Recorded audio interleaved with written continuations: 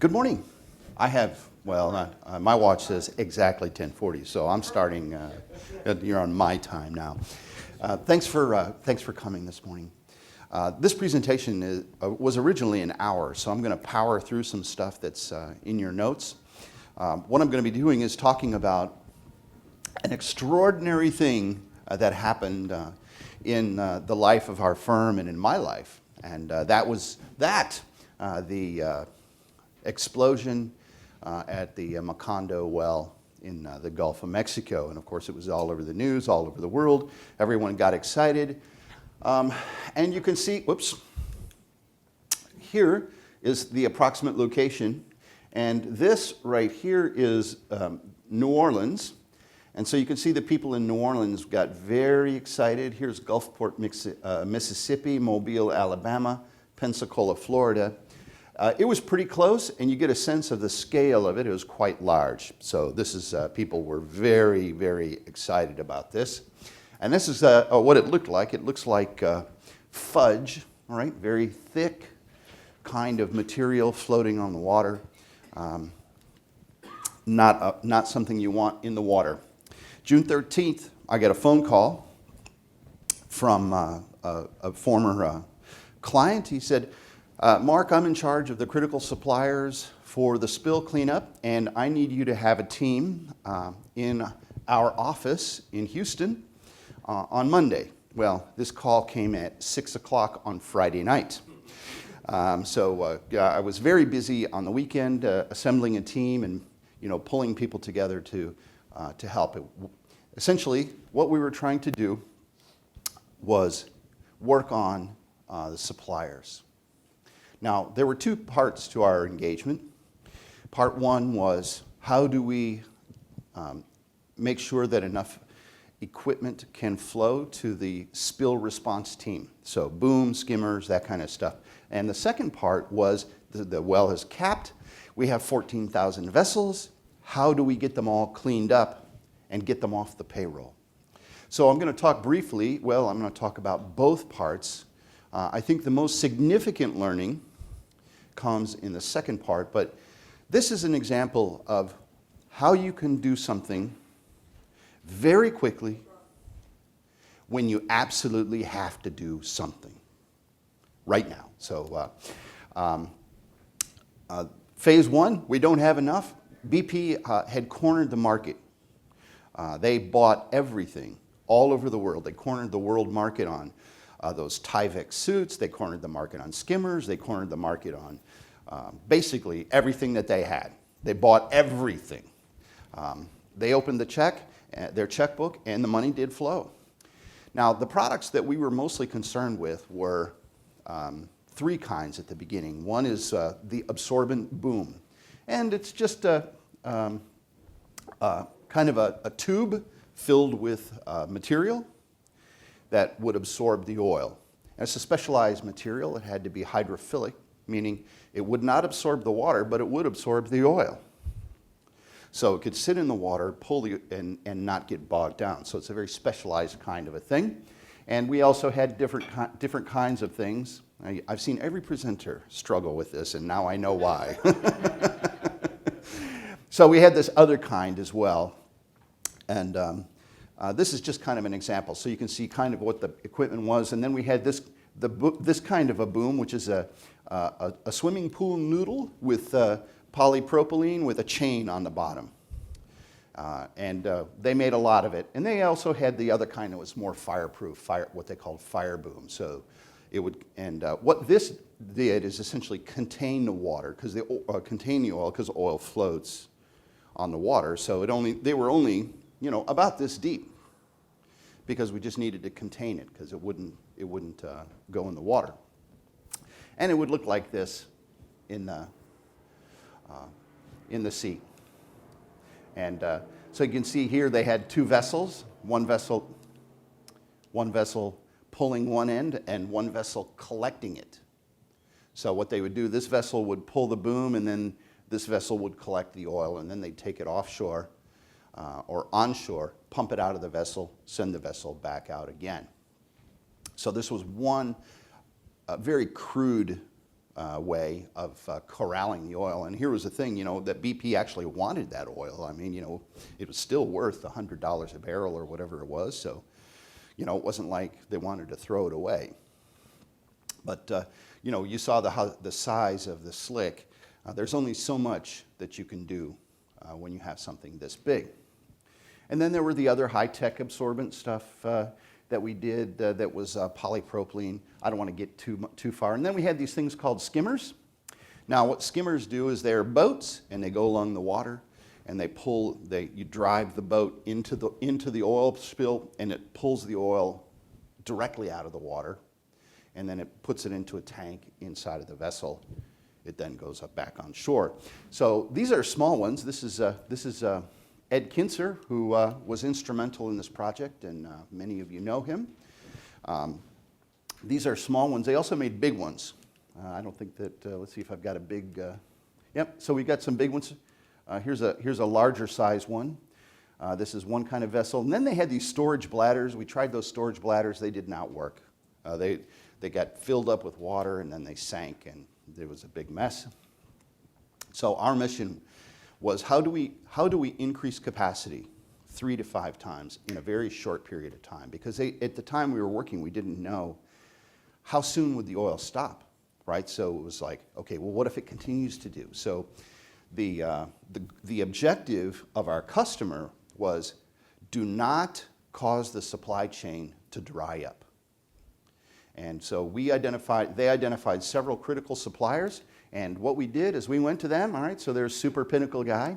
All right. Somebody told me the other day that, this is the story of how Mark Woeppel single-handedly cleaned up the Gulf of Mexico. All right, so what we did is we had a team of people, and we spread out all over the world, and typically we would only have a day to spend. A lot of these suppliers did not welcome us, but you can see that we were up here in the Northeast, in the U.S., here, and also in Europe. This only shows there were a couple of places. This is Finland, I think, and in the U.K. There were actually more, but it was very, very. The tempo was very, very fast. All right, go in, assess it, tell us what we can do, and then write your report on the plane, go to the next location and do it again, and then come back in a week to headquarters and report. So essentially what we did is we did a very, what I'll call a crude TOC analysis. And what we were trying to find is where's the constraint in each one of these businesses. Now, so you all know the 5 focusing steps, and once we know where the constraint is, what can we do about it? This was, there had to be something very practical. So what we were doing is we were going to these suppliers, how can we get more out of it? And of course you see the time frame now. All right, and BP was saying, don't worry about the money will be there. If you need to buy a new machine, if you need to hire 20 people, and some people did that. They had 50 people. I don't know where they found them, but they had 50 people, showing up on the next day. And, we did some very simple process mapping. And this process mapping was really not for us because we already knew. This was to explain to the plant and to the people at BP exactly what did we find in each facility and where's the constraint so we could have some justification for our recommendations. And so first things first, where's the constraint? Is it inside? Is it outside? We looked at the policies that governed how they planned, how they scheduled. We looked at the capacities. We didn't really do any other data collection other than just walk through the facility. Excuse me, I want to make sure that I don't run out of time. Some of the things that we found, payment policies. We're not paying, you're not getting paid. That was easy. That was a phone call. Sometimes we found a lot of over-processing.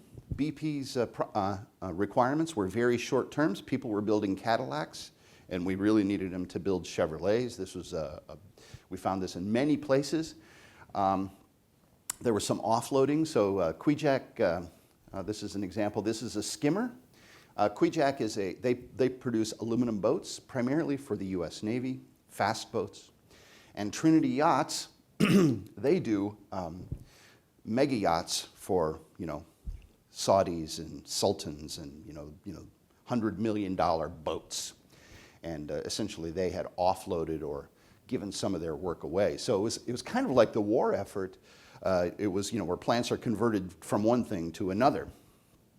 One of the things we did was say, forget about containment booms and focus a bottleneck on bladders. So there were a lot of different policy-related things. In fact, really all of this was policy-related stuff, all of it.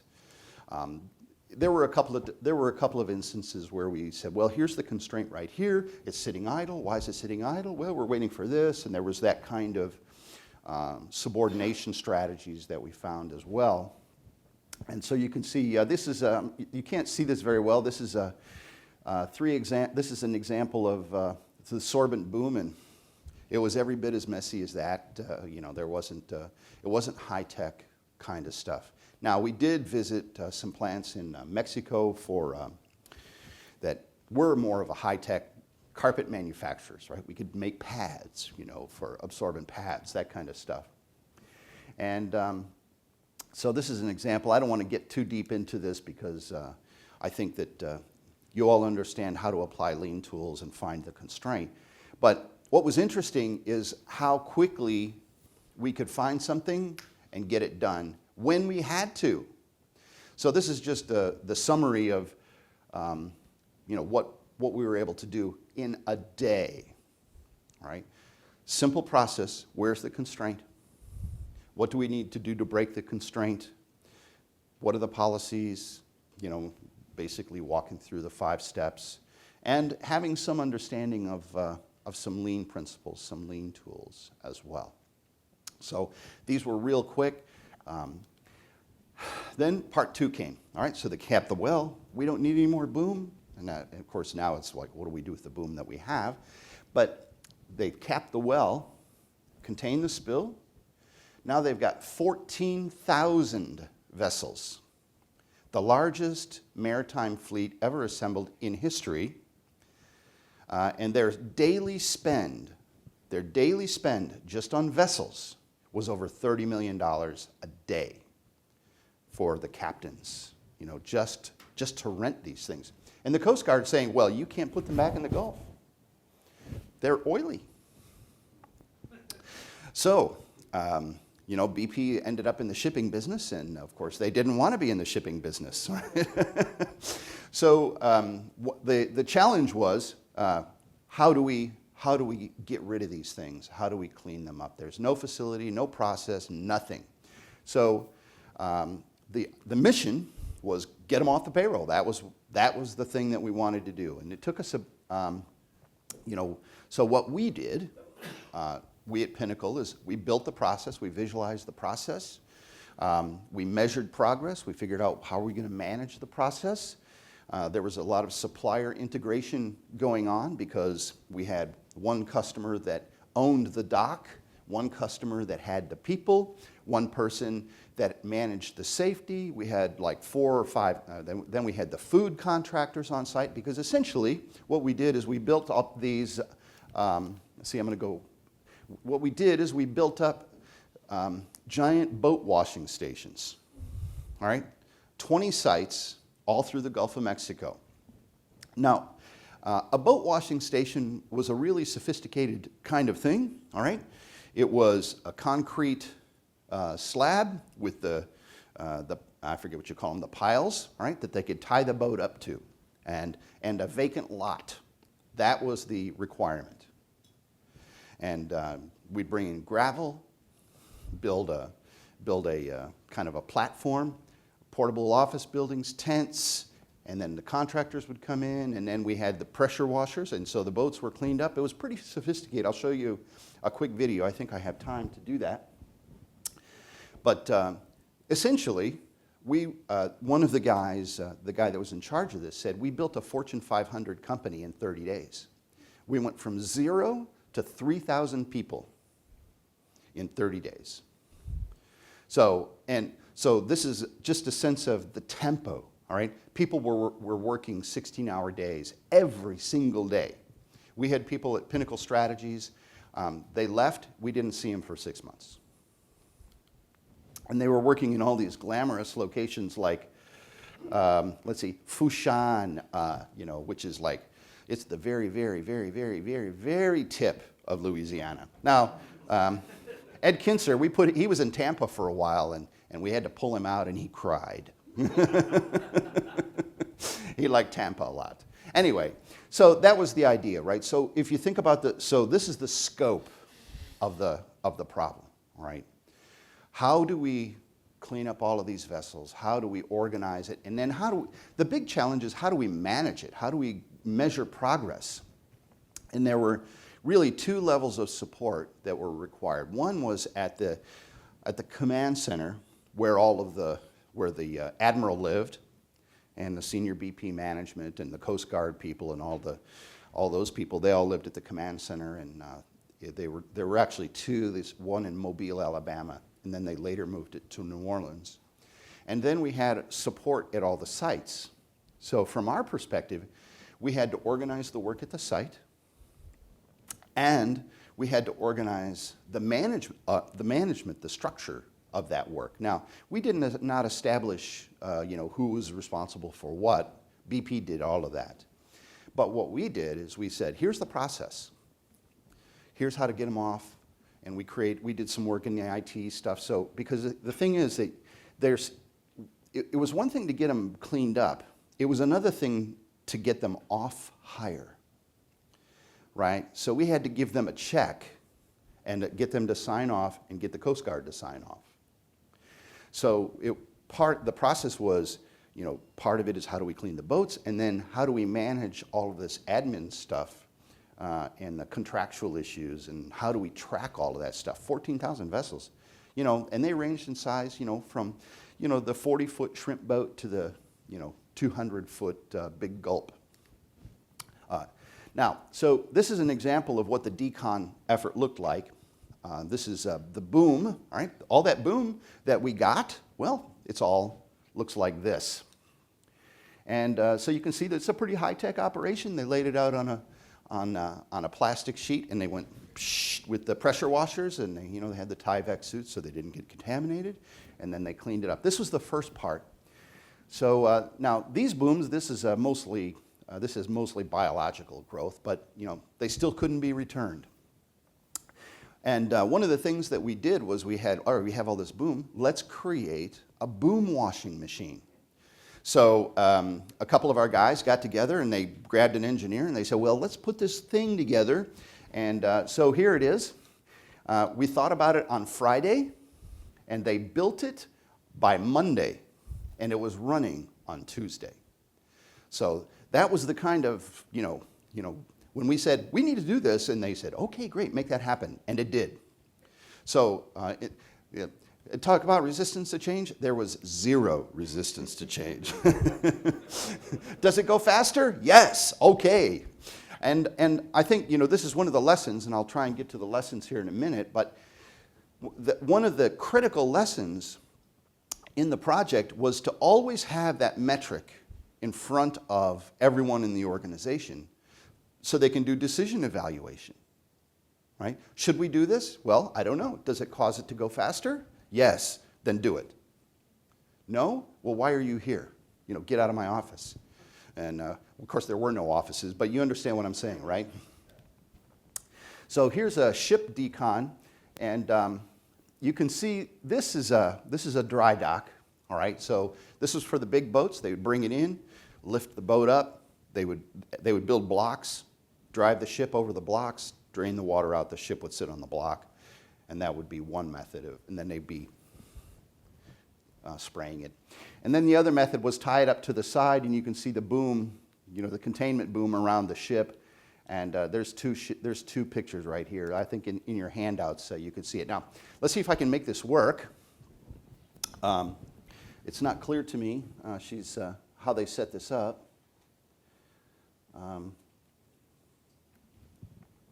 So one of the things that we did is working with the people on the boat. So our work was not only managing the performance, but we were also working. Good. All right. So let's see if we can make it work. Oh, look here. So this is something done by Bart Penrod when he was in one of the locations. See, this has to download, and so we don't have time for it. 1%. Psh. Okay. Well, it was a good idea. Forget it. Does it go faster? Yeah, we'll just go faster. We'll just have to talk a little bit more. Actually, this will allow me to slow down. But the point of this video was that the work that we did, there was two parts to the work. Part one was how do we manage the global process? And then part two is how do we get these people at the sites to work in a synchronized way? How do we get them to improve their effectiveness? One of the key metrics that we had was feet per day. And when we designed the process, we set the constraint. We decided at the beginning where the constraint would be, and we said the constraint is going to be dock space. And so all the processes were built around optimization of dock space. All of the measurements were built on the velocity of cleaning at the dock. And so our work at the local sites was to organize the teams of people so they could maximize that speed. So this is the entire process map. This is something that we did to say, okay, what's the entire process going to look like? And this is a lot of detail that we don't have time to go into. But the point was that we used basic tools, stuff, all the tools that you already know. I mean, this was not, we didn't get any sophisticated we didn't have time to do any modeling, because by the time we gathered the data, it would be done. So we did a lot of standard process. So this was one of the things that we did. And again, it was all aimed at driving the velocity at the desired constraint, which was the dock. So the metrics we proposed were things like how well do we utilize the dock? In other words, while the ship is there, are we actually cleaning it? Is there a ship there? Sometimes there wasn't. How many vessel feet per day did we do? What's the first time quality? There was an inspection step. The Coast Guard had to inspect the vessel. And so we measured, how frequently did we have to go back. We also very concerned about safety. We didn't, because of the tempo, and it's a hazardous environment, and a lot of trained people. We were very, very, very, very, very, very, very careful. And here's the thing: no serious injuries during the entire effort, not one. And then we also, my favorite was lost time, productivity. Because we were looking at dock utilization. Dock utilization says, are we actually doing it?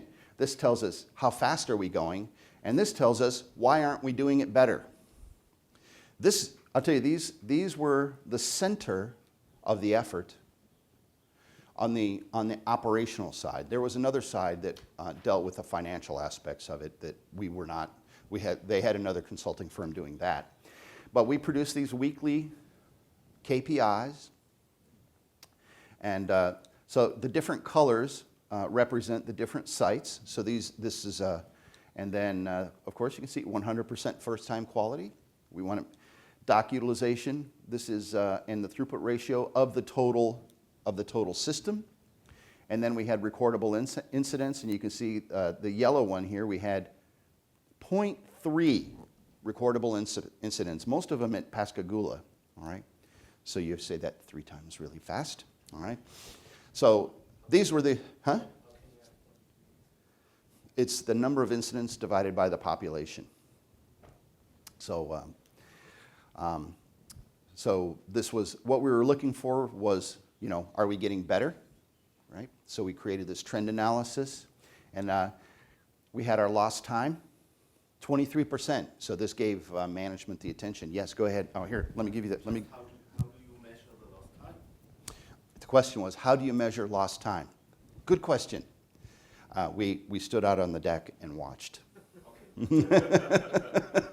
Yeah, I mean, listen, it was summertime, and the guys in the tie-back suits. We had 2 or 3 people in each location. Pinnacle Strategies did, and our goal or our mission was to manage the performance, and so that was one of the tasks. Now, a lot of that lost time, we didn't stand out there all day with a stopwatch. It was, we did observations, right? And of course, they would be challenged by the local site management, right? They would say, well, that's, our lost time was not much than that. Well, actually it is. And so then there would be the conversation, because nobody wanted to have that number go all the way up to the admiral, because unpleasant things happened. You got the helicopter visit. Nobody wanted the helicopter visit at their site. Nobody wanted that. But sometimes they did. I mean, because part of our job was to say, these people are not performing. And, I think we had the carrot, one of the problems that we had was that everybody was paid on time and material. So they were incented to take a long time. And so we had to overcome that, slowing down. And essentially what we told them is, if you don't go faster, you're fired. And, so this project is going to last as long as it's going to last, and we're going to make it go fast. But if you can leave tomorrow, we can close this facility tomorrow, and that's okay. And that got people's attention, because that actually happened. We actually closed one of the locations. So the metrics were a central part of what we did. I think as I look back on it over the last 2 years, this was probably the most significant aspect, the most significant help that we brought to this effort, was to give management the ability to focus and understand what's happening in their process. And if you notice, everything that we did was built around the constraint. We did not care about anything else other than what's happening at the constraint. So this is just an example of some of the local process improvements. This is, Ed worked on this, and there were a number of other people, but this was the dry dock in Tampa. And you can see it was so funny. Ed showed up at Tampa at the dry dock, and the next day he was running the facility. It was just incredible. It was like, how do you do that?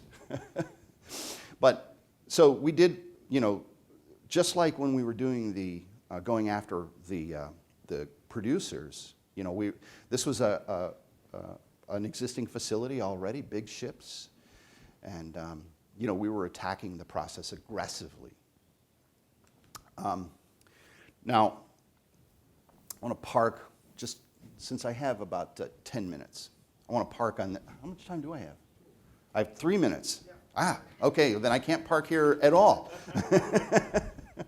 Okay, the 2 big things, all right, were giving focus, setting up the goals and providing focus. Giving the metrics, giving the information, having it flow up and down. We had a guy, his only job was to take all of the information, collate all the information, and make a single report that went up to the admiral. And that was his job. So this was critical to the success. The other thing was this idea of what we called the battle rhythm, right? Every day we have this meeting, every week we have this meeting, every time we do this, we get this kind of feedback. These are the right people. And we get people kind of in this habit of, the tempo was fast already, all right? But what establishing the battle rhythm did was essentially give people some cadence, right? So if you think about marching soldiers, there's somebody calling the cadence, and that's what this did. And these were the big things. So part 1, we did the make more now. Lots of fun. We saw increases between 2 and 10 times after a day, okay? So, don't let anybody tell you that TOC and lean together are not powerful. It's incredibly powerful. And then part 2 was a demob, and you can see these are just different pictures. I don't, if I had more time, I would tell you more. But here's the thing. We tripled the rate of decon, and we saved them $700 million. They thought the project was going to take about 2 years, and it took 6 months. So this is not my number. This is their number. Now, getting them to admit to this number, the lawyers are still out there, yeah? But they were very, very, very happy with what we did. So I did about 1 hour's worth of work in about a half an hour. And I did it faster. Look at that. I've got 30 seconds. Thank you so much.